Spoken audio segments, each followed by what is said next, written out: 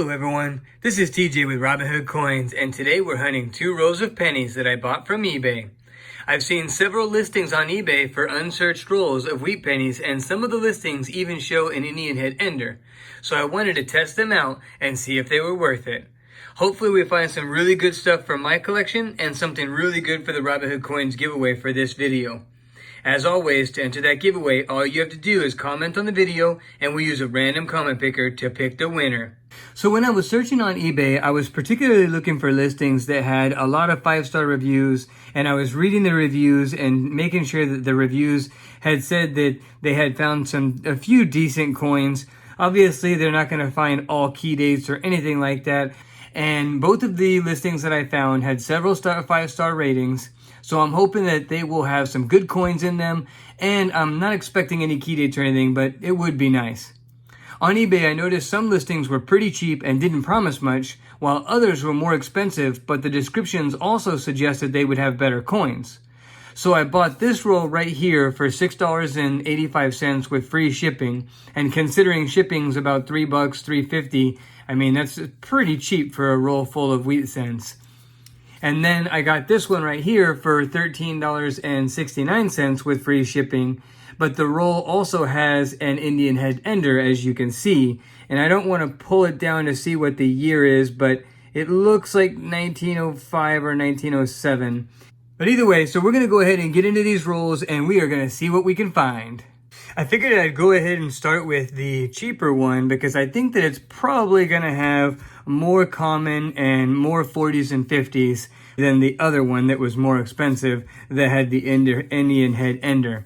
So I don't normally open rolls this way, but I'm going to try to open it like this, not touching the penny at all, but just to kind of save the roll. I kind of like these old rolls like this. It's kind of cool. So try to save that, and we are going to see what we get out of these rolls. Let's see together. Let me get these all kind of lined back up, and we will go through them. Let's just see what we find here. So we got a 1941. We have a 57. Oh, 40S. That's not bad. 1944. 42 Denver. 51. We got 1941. 52 Denver. I think I'll just wait until I find something kind of good like this 1940S right there. 45 Philadelphia. 48. Lots of 40s Philadelphias. Oh, we got a 46 San Francisco. It's better than a super common. Another 46 San Francisco. We got this 41 with a little bit of luster left on it. At least on the front. That's an interesting one. We got a 48 Denver. 56. 1957. We got a 1942 Denver. We got a 1957 Denver. 1949. Check out that toning. That is an interesting toning for a wheat cent. We'll set that one down here. We got a 1950 Denver. 1946 Philadelphia. Another 1946. 1958. 58. I'm going to skip through the super commons. That's a 1940, 44, 57 Denver, 48, 45, 42 Denver, 44, 52, 44, 58. Oh, 1971. Don't know how that one slipped in there. It's supposed to be all Wheaties. 1944 Denver. 56. Got a 53. 47, 48, 52 Denver, 57, 48, 48, 40, 52, and 55 Denver. All right, well, I have them all laid out. 1940 Philadelphia right here, all the way through 49 Philadelphia at the top. The second row here is Denver. So you have 42 Denver, skip 43 because those are Steelies, but 44 Denver, 45 Denver, and 48. And then the third row right here is 40 San Francisco and 46 San Francisco. And then down here we have the 50s. The bottom row is Denver, and then this row right here is Philadelphia. So I double checked the Red Book, and there's not even any remotely uncommon in the 40s and 50s. I think the lowest that I saw was like 44 million for the 1955 San Francisco. And the thing is that this listing claimed that 75% of the coins were going to be 40s and 50s, which implied that 25% were potentially going to be before the 40s. And as you can see here, 100% of the roll is in the 40s and 50s. Let's get into the next roll. So this roll I bought for $13.69, and it had this Indian head ender.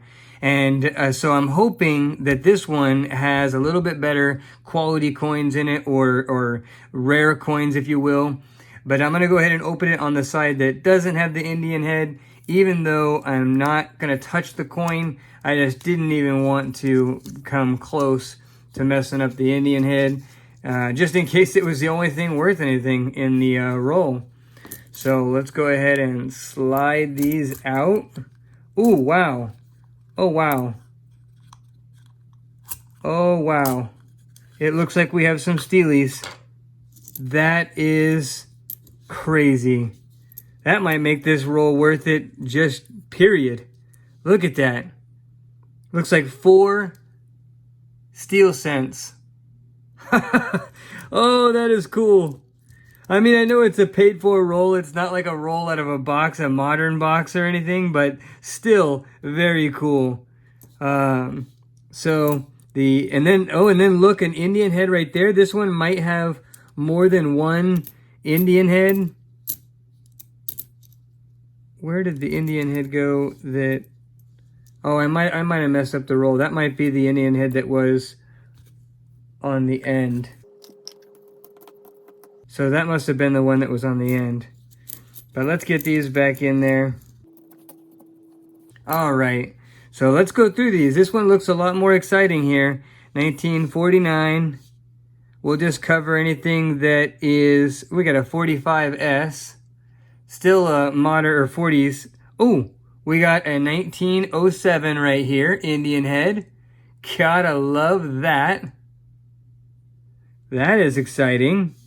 And we had this 1900. I think this was on the end, but when they laid out and I put them back together, it was more about 5th or 6th in.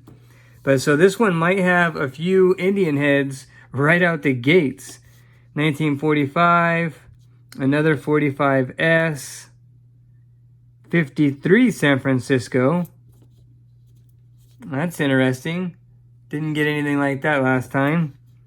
Oh, 1926. Look at that. Little slicked out. It's not, doesn't have a mint mark, but still, it's a 20s. We'll take it. We got a 1941, a 53. Ooh, 1918 Denver. Have to check the mintage on that one. Again, I'm not expecting any key dates or anything, but we got a 1955D, 1955, 1920. Look at that.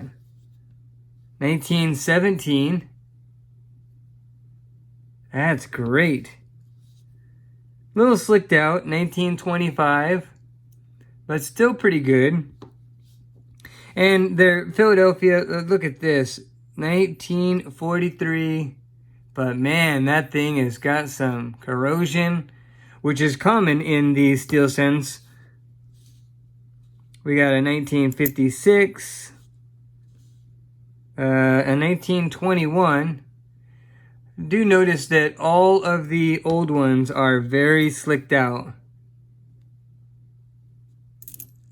But they are older. 1945, 1941, 51, 56 Denver.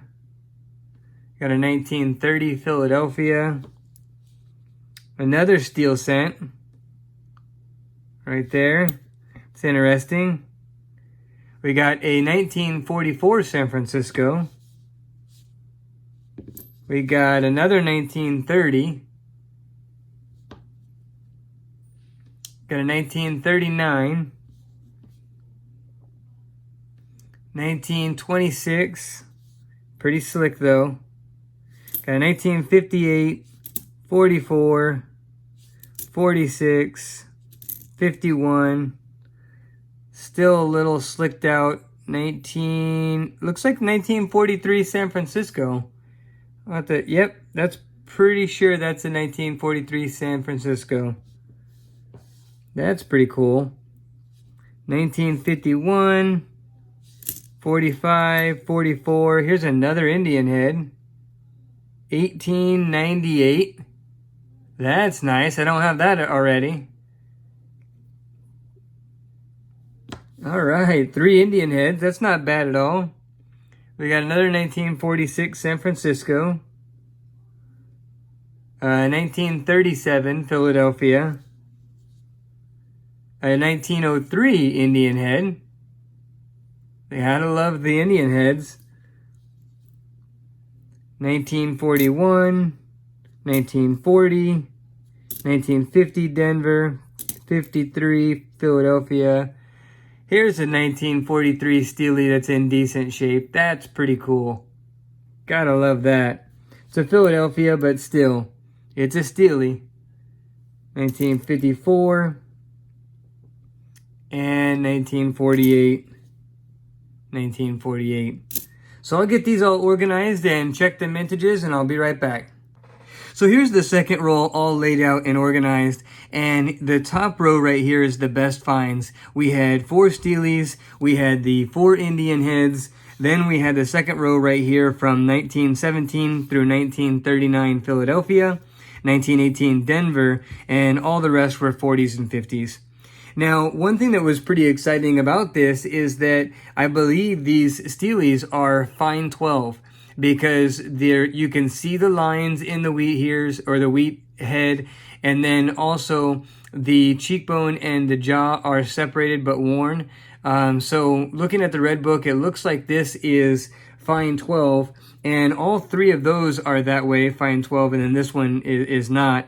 Now, these are G4 at best because you cannot see on any of them any detail of the Liberty.